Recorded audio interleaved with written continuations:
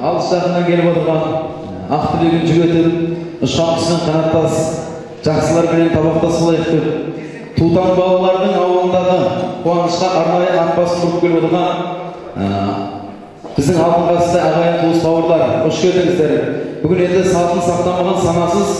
дәстүрін дәріптемеген дәрменсіз десек, салтымызға сай ірге көріп, құдаларымыз төрімізге шығып, қызымыз өзінің тегін тауып, өрісімізге ниетін болды, тынысымызға ниетін болды деп, ағымыздан жарылып, мәре-тере болып, осындай шат-шадыман шаттыққа келіп жатқан жайымыз бар. Ендеше алдыменен көп тілегі көл десе, елдің батасын алайық деп, елдің батасын қос ғашықтың өмір жолына шашу дейік деп өздері үшін шашылып отырған той иелерінің тойы құтты болсын деп